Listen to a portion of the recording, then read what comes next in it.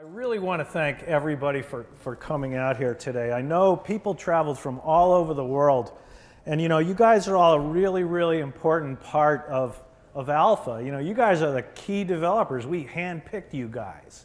And the thing that's really cool is that we're showing you some technology here today that we've been working on, just unbelievably for 3 years.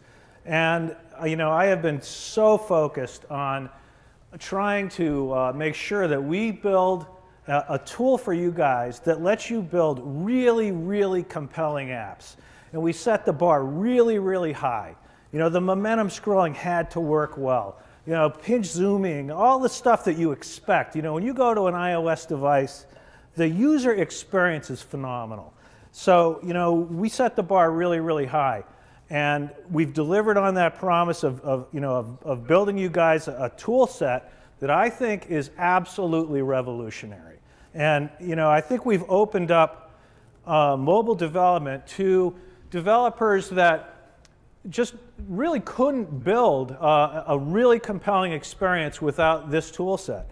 But we haven't restricted you in any way, shape, or form. You can build anything you want.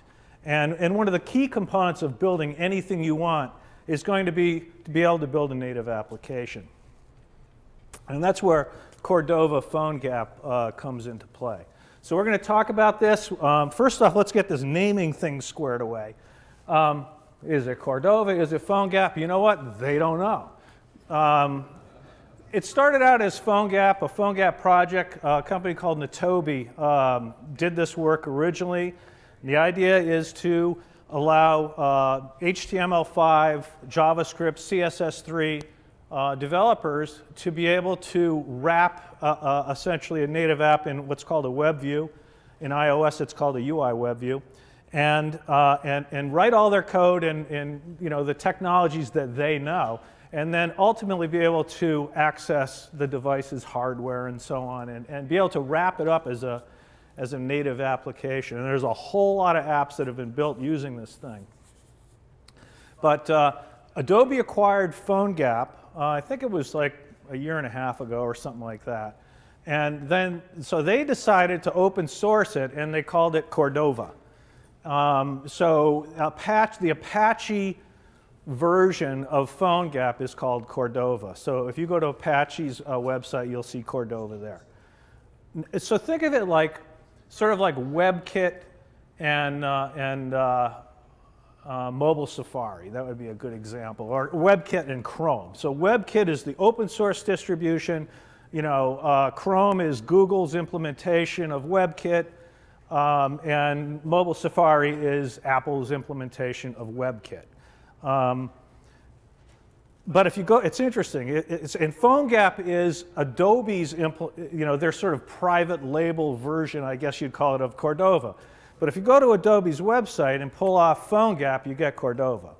So, I'm not really sure what's going on there. Adobe does have a lot of other services that they're bundling along with PhoneGap, and I'll talk about that. So, anyway, what is it? It's an open source cross-platform HTML5 JavaScript framework that's going to allow you to access the native device functionality.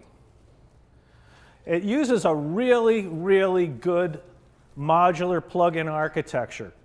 When we originally started this work, I actually wrote essentially my own PhoneGap.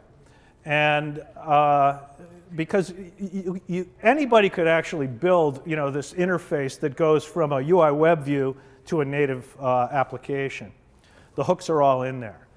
But when I studied PhoneGap, the thing that really sold me on PhoneGap was their modular plugin architecture is really, really important. So it's a standard that anybody can use to write any sort of native stuff and access it through the web view. So, that means that you're not restricted. And there's a ton of people that are writing modules. There's a ton of them. And there's guys from all over the world supporting. So why is all this important? So we've got full access to all the native device capabilities. There's a ton of these open source plugins, and these could be something like a barcode scanner or a credit card reader, or they could even do like really intense image processing over on the native side and pass the results back over to the JavaScript side. So, I mean, what you can do with these plugins is just wild, and writing them is not really all that hard to do once you understand the architecture. Now, cross-platform development. So essentially there's a JavaScript component that sits there, and that's what you talk to through your UI web view. So for example, if you want to bring up a native alert box, it's the code, the JavaScript is navigator.notification.alert. And instead of bringing up a JavaScript alert box, it's going to have your URL on it or whatever on the title. Now you've got a native box that comes across. So, and this would work across all the different platforms, Android, Windows 8, or iOS, and there's some others that I've never heard of. And you can deploy the app through the App Store. It's a true native application. So if you want to submit this application to Apple Store, you can. And there's a ton of those in there. Android, it's not called Android Marketplace, it's called Google Play now. So they just changed the name of that. But now this is a really, really important point of a native application as opposed to just a standard web application that you've mobilized. And that's the application state is preserved. If something happens on the phone and the user switches away, that could be as simple as a phone call coming in. The guy's in the middle of entering an order and a phone call comes in and he answers it. Okay, so now the phone's going to take precedence and his interface has gone away. Well, with a native application, the application state's preserved. When he comes back, he's still going to be in that order. He can still enter in what was there. If it's a web app, it's going to reload the app. You'll probably have to relog in. You could try to work around it, but it's tough. And there are no limits here. That's why I think this is one of it's so key to understand what you can do with this thing, because you could take a hybrid application, in my definition, is an application that's primarily done in HTML5, and it has a native wrapper. But you can build it the other way around. You could say, well, I really want to deliver this compelling, I don't want to give up anything on this user interface. I want a full-blown native app. And oh, by the way, I've got the budget and the resources to hire Android developers that know Java, Objective-C programmers, but you can still add tremendous value by calling what's called a Cordova view, and now all of a sudden a part of your application may be HTML5, and you can save yourself a ton of time doing this, and it's done all the time. As a matter of fact, one of the most, I think it's the most widely used hybrid application is Apple's Store application. A lot of it's done in HTML5. So these are all of the core plugins that are supported out of the chute. So you have access to the accelerometer, the compass, the connection. You can figure out, well, what kind of connection do I have? Am I on Wi-Fi? Am I on 3G? What's the device that I'm on? All of that. There's a whole bunch of events that are exposed. You can tell when the application goes into the background. You can tell when it's offline, online. You can get information about the battery. If it's going low, you can bring up an alert if you want. Geolocation. Now, some of this stuff is supported through HTML5. And what PhoneGap does is really nice is they pay attention to what's going on with the W3C and the HTML5 spec. And if it's spec'd out that those browsers are going to support, say, for example, geolocation, their code will use HTML5. You don't know it, but that's actually what's going on. If it doesn't, then they jump over the bridge and they get it from a native perspective. Globalization, there's some really nice stuff in here. Say, get preferred language. Well, if you're dealing with a global marketplace and you got some guy in France And his phone is set up for all French dates and characters and all that. Well, you can get all that information, and you can actually, there's a whole bunch of methods that will convert numbers and so on, so that what you deliver to the user is what they expect. Another key thing is an in-app browser. So we're in a mobile application, and maybe we just want to bring up a URL. So some guy can do some research on this cool pool that he just found, right? So he goes and he hits this button, and all of a sudden, he's gone out of your app. Or your app has consumed the whole screen, or that app has consumed the whole screen. So this whole idea of this in-app browser is pretty cool. It'll just bring up a new browser. It's still in your app. And now it's just another web view. And now you can interact with that and do that, and you can dismiss it, and he's still in your app. He didn't go out to mobile Safari. He didn't leave your app. So again, more and more of that native feel. And then there's all kinds of alerts and confirmation boxes, and you can make it beep and vibrate and all that stuff. We're going to support some additional plugins. Now, these plugins are not part of the standard distribution, but they're key plugins, I think. PhoneGap natively will do, through a native plugin, or yeah, I guess you'd call it a native plugin, they'll do audio record, but they don't do compression. So that means you get this like huge audio file that's pretty much going to kill your bandwidth when you go to upload it. So the module that we're going to support, we actually support both, but we'll have a plugin supported that will let you pick the level of compression that you want. So, and it's significant. It will just make that file so much smaller. So if you really are attaching notes, say, to a photo or something, let's say you want to do an audio comment on a photo and you want to record that and you want to upload it to the server, well, you don't want it to be this huge file. So, if telephone-like quality is okay, then we can really compress it. And we compress it right on the device. And we compress it natively. So that's kind of cool. There's a barcode scanner, so it does QR codes, barcodes. You want to do UPC lookups and all that stuff, you can. It's just going to scan that code and give you back essentially exactly what's in the code, and then you'd have to hook it into a back end to look up if you're doing pricing and that kind of thing. There's another child browser that I may drop out of here. The in-app browser was just added to Cordova, and this is essentially Adobe's supported browser. But before that, there was a child browser. It has a little bit more functionality, and it's still supported. My plan originally was to support that. I may cut that out because I'm not sure you need it. AirPrint's kind of cool. That's for iOS devices. You can print to any AirPrint printer, and SMS for texting. And there'll be a whole bunch of other stuff coming. These are sort of the key things we've isolated and picked out, but there's going to be a whole bunch of stuff coming because the list just keeps growing and growing. And every time I look at it, I go, well, that's pretty neat. We should put that in. And we'll expose all this stuff. I'm in the process of doing it right now. We're going to expose it all through Action JavaScript. If you want to learn PhoneGap and you want to hand code stuff, you can. I think that's one of the real beauties of Alpha is we never get in your way. If you want to learn it, if you want to learn how to write the JavaScript and you want to make the call to get the camera and do all this stuff, well, guess what? You can do it if you want. We've tried to think through the business use case. So if you take a picture, there's a great example. Well, you take a picture, it's this big, huge file.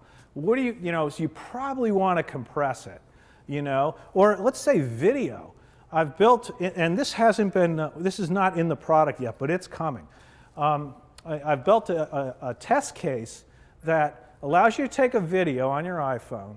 It will then sense, what kind of network are we on? 3G, or is on a wired network, or what? It will say, don't upload this thing until we're on a Wi-Fi network, and then it stores it actually locally on the device, and then when it finds a connection, knows it's gone Wi-Fi, then it does the upload. So we try to build a lot of intelligence in, and this will just continue to get better and better. We're really thinking about how would people use it, and how can we make the experience as good as it can possibly be.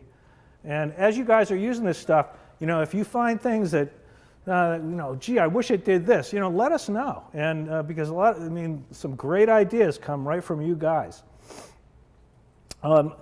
I have actually done a demo with this that shows a credit card scanner, and that's provided from Rome Data. They're a local, the Rome is local here in Boston. Unfortunately, they broke, Cordova 2.0 doesn't work with their API. There's a naming convention, that a little problem with namespace. But they're working on it.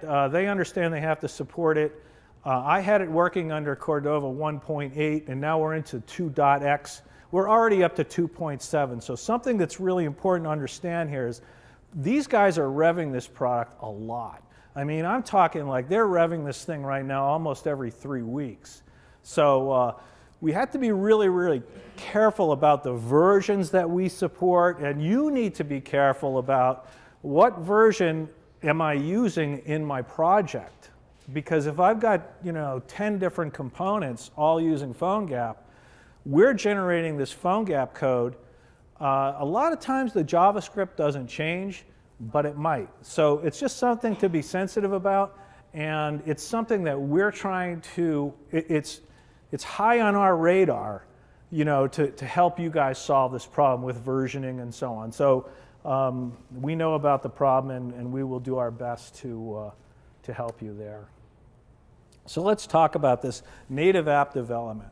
So native app. So if you want to write any native code for any of the iOS devices, you write it in Xcode, which is Apple's development environment, and you write it in Objective-C. You can also mix in C if you want, but that's typically what you're going to do. On an Android device, you use Eclipse and you use Java with it's the Android development kit. So you could see, oh, gee, okay, so now I need to understand all this technology. Well, the neat thing about PhoneGap is you don't. Is that I will show you today, assuming I have enough time, and I think I will. We'll actually generate a native shell, and I'll show you exactly how to wire in your page to a native PhoneGap shell. And the other thing we've done is we're going to make it easy for you guys to test this stuff out, and I'll show you how you do that too. So here we have our native app, and now we've brought in PhoneGap. And so we have this green thing here. That's the gap, okay, or the wall. I think of it like a wall. So over on the left there, you see this is iOS, Objective-C. This is our native stuff running over here, or on Android, all built with Java. And now we bring in a UI web view. So the UI web view is in the native app, and the UI web view is really nothing more than a Chromeless browser. So it's essentially mobile Safari, or it's whatever is the native browser on your Android device. It just doesn't have the Chrome. And now all of a sudden we've got our HTML5, CSS3, JavaScript assets, and now we can communicate through PhoneGap. We can throw stuff over the wall and say, hey, go get me a picture, or go scan me a barcode. And PhoneGap, and then on the native side, PhoneGap will send that stuff back over the wall. It comes back always, the only thing you can throw over that wall is text. So that's the interface essentially between the two. So here's an idea. We're going to say, okay, let's initiate a barcode scan. So we send off in JavaScript through a button maybe. Over on the other side says, okay, I got that. I'm going to bring up the camera. I'm going to scan the image. I'm going to process the image. All this stuff's going to happen over on the native side. So we got full functionality of all the native resources, everything that's there, all of the frameworks of iOS or anything that we've got over under the Android SDK. We've got access to it now. So we do our thing. And now we send back over the wall, okay, here's the information that we got back. And oh, if we got an error, then here's the error to deal with. So these are callbacks. These are just JavaScript functions that we're calling. Now, something else we can do, and this is something that, I don't know, for some reason, every PhoneGap presentation I've ever been to, they don't really talk about all this, but you have access to local files. So, that's interesting. So that means I can write to the local file system, and through HTML5, I can also get to the file system. And that's exactly what we do with photos. And that's exactly what we do with all the media files, audio files, everything. We do all of our work in the local file system. But there's something else you can do that, again, most people don't realize. You can communicate through the native side, or you can communicate through the JavaScript side. And we can communicate from the native side back to the Alpha server or any RESTful API, cloud services, whatever you want. Or, if it's more appropriate, we can do it over on the JavaScript side. So that's pretty cool, because then we could say, well, where does it make the most sense to actually make this call? And we think that through. And so in our builders, these are the things we think about. So we're really trying to optimize it so that the experience is really, it all really comes down to the best experience you can possibly deliver, to your users. That's what you want to do. All right, so we talked about native app development. We talked about on iOS, how are we going to do this? So I'd like to talk a little bit about, I'd like to show you some Xcode. You guys are all programmers. You guys aren't afraid of this stuff, right?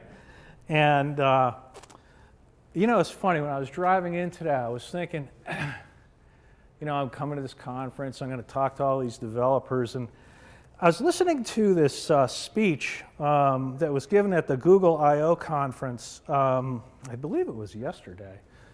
And this guy was talking about, their job was to make life as easy as possible for everybody so that you could just get on with your life and do the things that bring you joy. And I was thinking about that. I said, bringing joy. That's kind of weird, because the thing that brings the developer joy is solving really complex problems. And I mean, the real joy is when you roll out this app to your customer and go, look what I did. And the guy's just like, oh my God, I can't believe you did that. So, that's the joy that we feel is by, studying a process and figuring out a way to, use this technology, use these tools really to make people's lives better. But the real joy is solving something that was hard to do. I mean, I guess developers are all, when I was a kid, my father used to travel a lot. He'd go to Japan or something and come back with, these really cool, like, oh wow, a 6-transistor radio. It was really small. And the first thing I would do is take it apart. And he always yelled at me, don't take it apart. But I had to. It's in my DNA. And so, as developers, this stuff is in our DNA. We want to get under the hood. We want to understand how it works. And we like to, we like those aha moments where all of a sudden it's like, oh my God, look at that. And there's a lot of potential for aha moments here. So I want to encourage you to not be afraid of this stuff and to sort of embrace it. You take it a step at a time, because there's a lot to learn there, and even just to master Alpha Anywhere, there's a lot to learn. But the thing that's cool is it keeps building. You learn this, you learn the next thing, you learn the next thing, and you know what? You're just going to get better and better and better, and we're never going to get in your way. And I think that's so important. So, I don't want you to get scared here when all of a sudden I start showing you some cool stuff on my Mac. So anyway, that's my. So I'm going to just drop out of Keynote because it's had problems when I've done this in the past. And the first thing we're going to do is bring up Xcode. And we'll bring it up with an application here. So we can actually see some Objective-C. And So Xcode is something you get for free when you sign up as an Apple developer. It's just a download. It's their whole development environment. It's very robust. You know, in many ways it's complicated, but I think after you learn Objective-C, it isn't really all that bad. But Objective-C is an old language. It's been around a long time. You don't actually need to learn all this, but if you want to, you can, you know. I think if you're serious about trying to build hybrid applications, mobile apps, I really think your best development environment is going to be a Mac. It's going to be a fast Mac with a whole bunch of RAM. So here we're looking at a MacBook Pro with a 512 gigabyte solid state drive, 16 gigabytes of RAM. And it's fast. And so I run Parallels to run all of my Alpha stuff. And I've got this big, huge 27-inch monitor at work that all my Alpha stuff is on. And then I've got my Xcode environment and all my other tools running over on the OS X side. So it's a really, really good development environment. And by the way, it's the best Windows machine I've ever had. And it's smoking fast, and you'll see that. Oh, I should have a disclaimer. I am an investor in Apple. Okay, so we're gonna get into a little bit more Xcode here. So what we're gonna do is, let me just drop this thing out, and we'll look at. Okay, so if you wanted to build a, let me do this first. Hold on. I'm gonna bring you into Alpha first. So here you'll get to see the speed of this thing, running Parallels, booting up. This is Windows 7. Hey, listen, I got to tell you, I just bought my first Android tablet, which is that Samsung, the new one that just came out, the Note 8. That's a pretty cool tablet. I'm really impressed with it. So, but I'm glad I waited because they've really made the thing incredibly fast, and I tell you, it runs our stuff really, really well. What's that? The 9. I don't think, this one's like 2 months old, I think, or something like that. Yeah, right.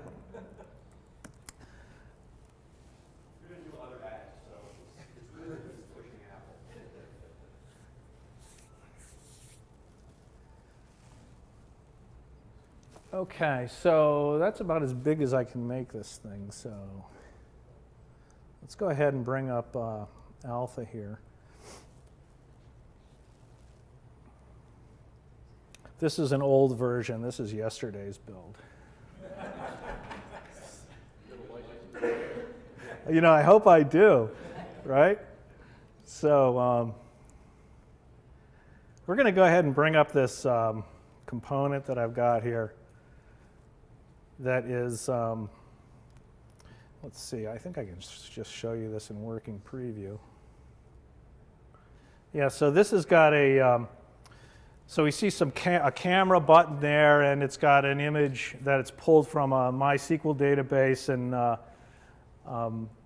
and so here I've got two buttons. One says camera and one says select photo. So under Cordova, you can control that. So, and when we also just recently did the HTML5 implementation of accessing the camera. It doesn't give you that selection, but Cordova does. So I'll show you how that all works. We'll go back into design here. And one of the things that, that we've done on this button, if we look at the on-click event here, I don't know if you guys can see that, so let me see if I can pull off some magic here and make this thing bigger. Ooh, what happened there? That's my highlight. Didn't mean to do that. Sorry.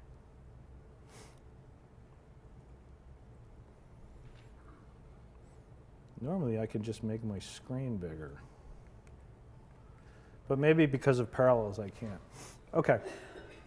Anyway, the application type up top there, if you can see it, is mobile. And mobile settings, I've picked Cordova. I've said, oh, I want to do a camera. I want to do some compression on this thing, 50%. I do want to allow editing. This is something you can do with the native control. And in this case, it's uploading the image to a file. I can tell that because image 1 has that C behind it, so it's going to stuff the name of the image into the MySQL database, and we'll reference it that way. If I view the JavaScript on that,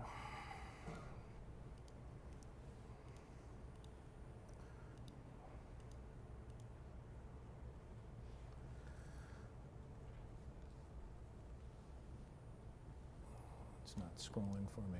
This is no, there it goes. This is the JavaScript that ultimately was generated that makes all that happen.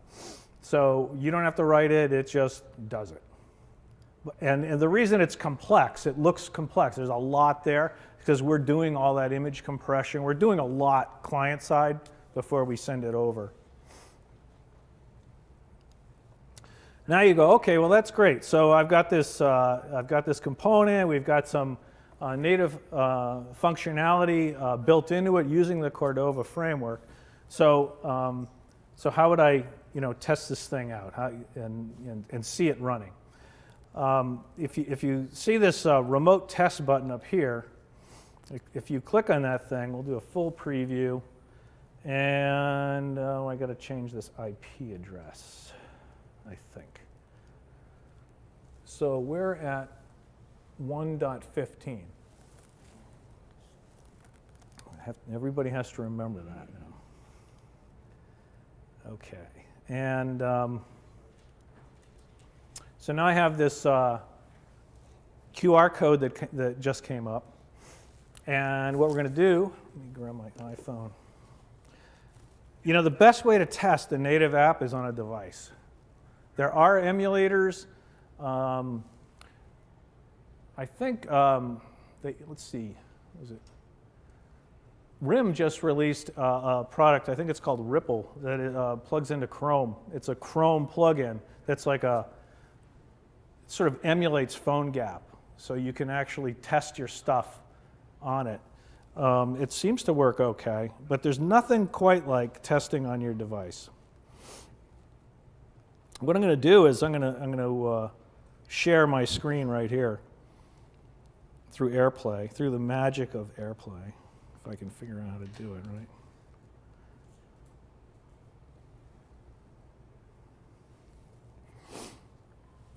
Aha. And let's see if I can launch. So this is a shell that I wrote, and it hasn't been submitted to the App Store yet, but it's called Alpha Web, and I think we're going to stick with that name. And Dan also wrote a competing product called Garden Web. So it's one of those. So it's one of those, Dan started working on something that he was going to whip together real fast because it was taking me a while to learn Objective-C and figure all this stuff out. But since he'd been doing it for, I don't know, 4 years, it took him a weekend, and it took me 3 months. So, but anyway, I think mine's cooler.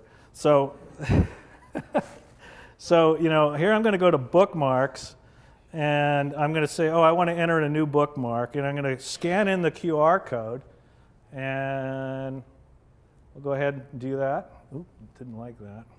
Let's try that again. There you go. And it filled out the name of the component and the URL.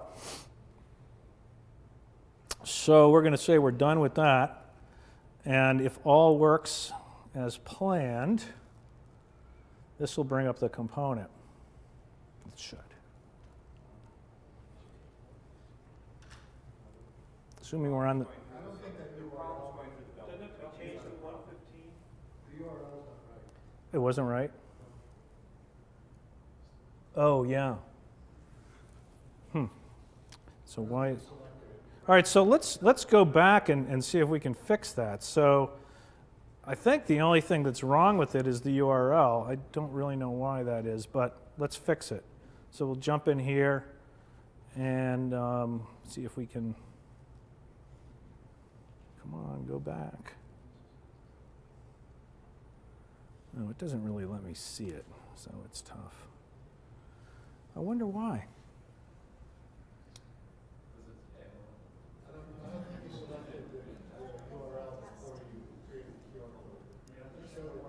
You really don't have to, I don't think, but let me try it again. Oh, I think you're right. I think you're right. So someone, you should have caught that. Jeez.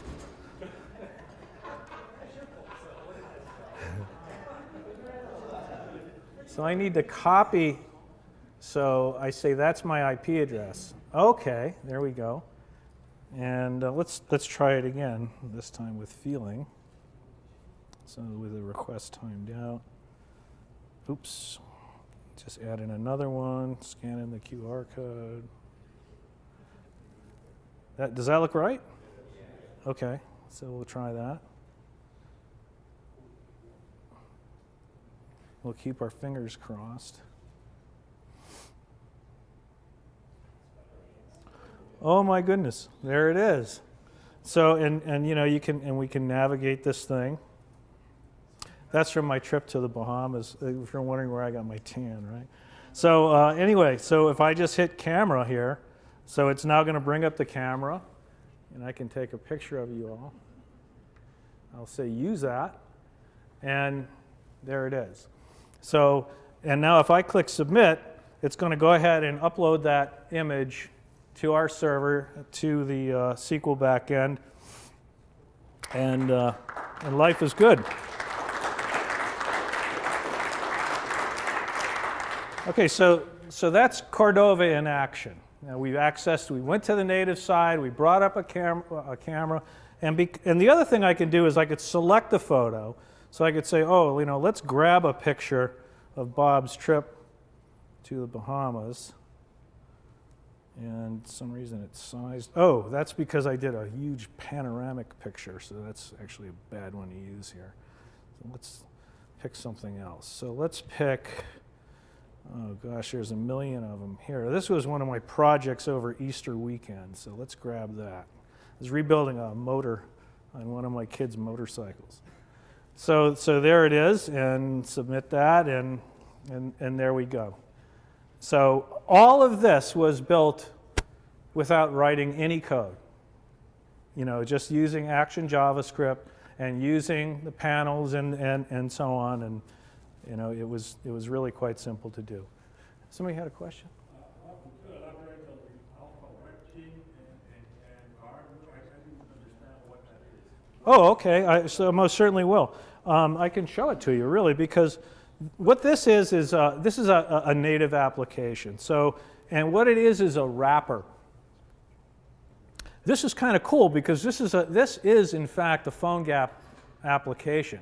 It started out life as a native application, and inside of it are multiple Cordova views. So remember those UI web views that we were talking about? This particular application supports, if you look at these top three, weather, Boston.com, Alpha Stock app, and Cordova T1, those are all Cordova views. So I can bring up just straight old HTML in a Cordova view. That's a web view, okay? You know, I can bring up the Boston.com site. When I go to bookmarks, this is where I manage my URLs that are going to load into essentially all those different UI views. So what we've done is we've, you know, in this native app is PhoneGap. It's there.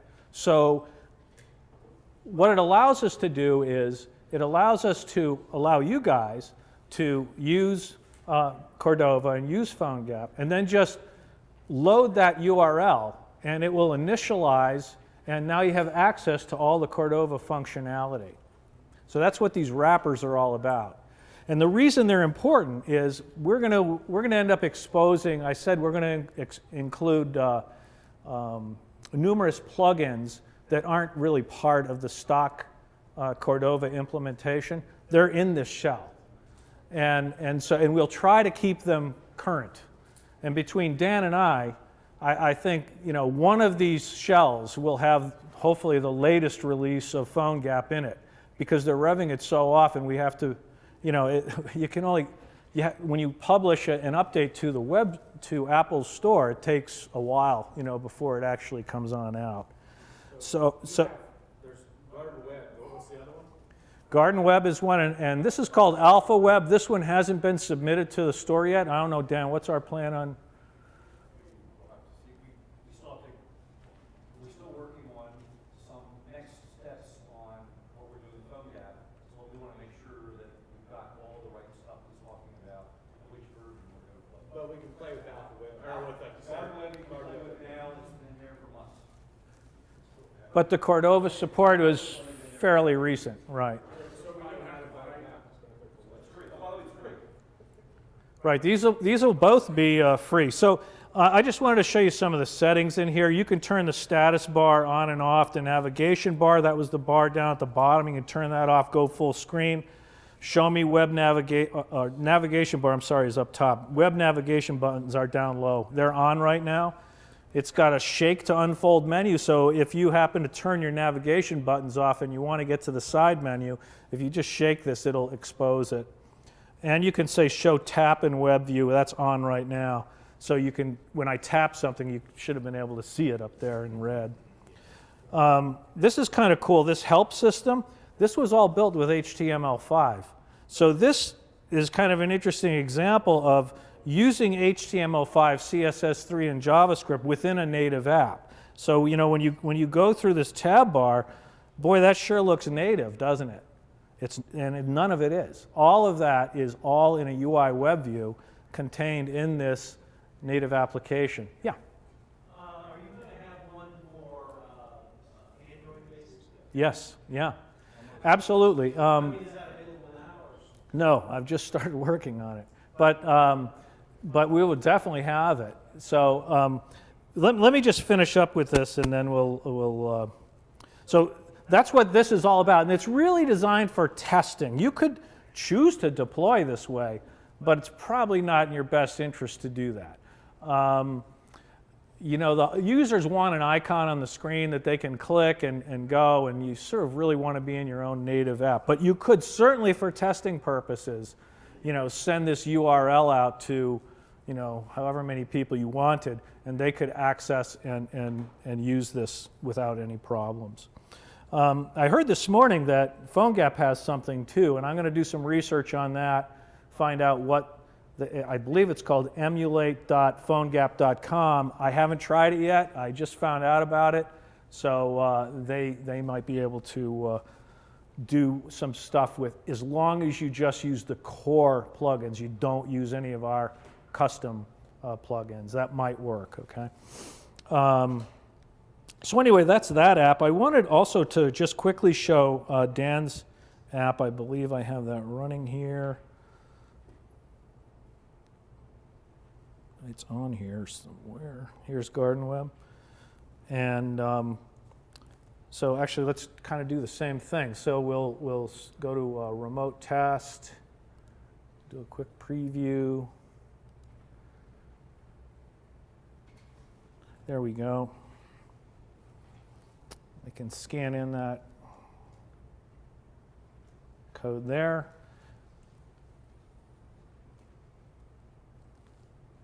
Should I see a spinner, Dan? No, you want to tap the whole thing. Oh, there it goes. Okay, so again, this is using the Garden Web app, and the interface is done with this little icon over here. When you tap on that, then you can bring up like your bookmarks and and stuff like that. So this is in the web store right now, and you can get your hands on it. Yeah, one more question.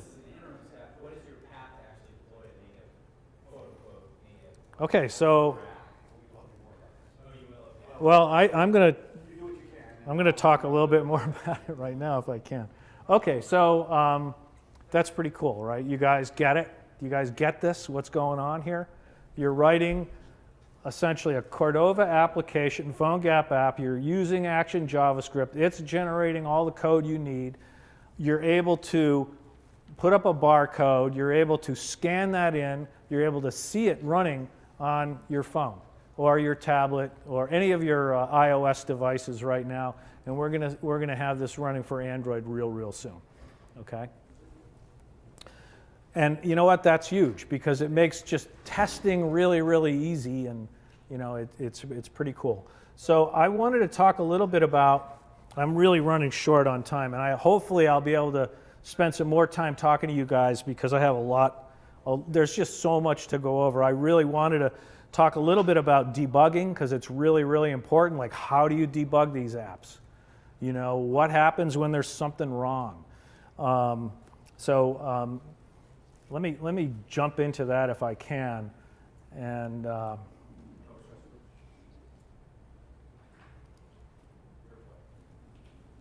what happened? Oh, I'm sorry. Let me switch this guy off. And we're back there. And there we go. Okay, so now we're going to plug in the phone through the USB port.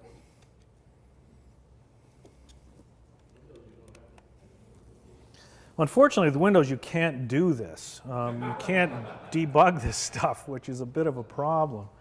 So it's going to bring up my iPhotos stuff. Let's go back to a page and load something in here. And we're going to go to Develop. And you see my phone shows up because I've plugged it in here. And this is new with iOS 6. So with iOS 6 now they finally have given us a debugger, a JavaScript debugger that we can work with. So Xcode supports native debugging, and we can see events and we can see stuff happening there. But it's really tough to debug JavaScript if you're writing your own stuff or you want to know, well, what the heck's going on with my app? So here we are. Now we're in, we can see everything that's going on in the DOM with Safari's debugger. So, and this is really the only way you can do it with iOS. So this becomes a sort of a key component in your development environment, is understanding I got to be running iOS 6. I got to, wire the thing in, and I've got to go to the plug in, go to the develop menu, and then the device is going to show up for me. And now I can see everything that's going on. So here we see something happened. It failed to load a resource that's missing, and we see the on Cordova event fired, and we see on initialize complete fired. So if I were to go back into the application, which I'm going to do, let me just see if I can minimize some things. And we'll go into the client-side events here. You'll see on Cordova ready says console.log. This becomes your real good friend in mobile development. You don't want to use alert boxes here because they can cause problems. So console.log, on Cordova ready fired. So, and we saw it. And it's like, okay, great. Uninitialized complete, that's where the other one came in. Console.log, uninitialized complete fired. And we saw it over in Safari. So Apple's done a really good job of making it easy for us to see what's going on in the DOM. We can adjust things in the DOM. We can see all the JavaScript. We can see what failed, what didn't, and so on. On the Android side of things, it's a little bit different right now. Android uses a tool, their Android debugger, that's a daemon that you run. And unfortunately, in my testing, it doesn't see the UI web views. So it sees, so for example, I can bring up a browser on my Android device, and it sees all that, and I can debug it. But it doesn't see a UI view in a native shell. So either I'm missing something or it doesn't do it. There's another debugger called Weinre, W-E-I-N-R-E, that's been used for years that might work. But we're doing some research on that, and hopefully we'll have some more information for you. I've only got 6 minutes left, so I'd kind of like to go back to my slides and we'll just get through them, and then maybe we're going to break for lunch at noon. So let's go ahead and load up Keynote and see if I missed anything. Thanks for attending. Well, that's the last slide. So, okay. Okay, so here, let me just go ahead and play from this point. So we've talked about the Alpha Anywhere component and application testing and deployment through Alpha Web, which hasn't been submitted yet, but it's going to be there. Or right now, you can use Garden Web. You can download it right now, and we promise to provide you with the tools on the Android side. And you know what? If Microsoft becomes a player, and we do believe they will, we'll be there.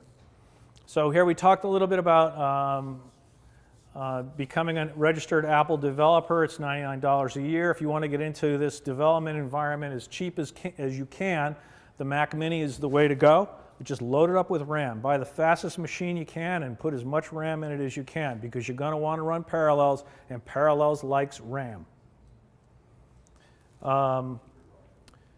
Okay, so we talked about native debugging with Xcode and JavaScript debugging with iOS and Safari.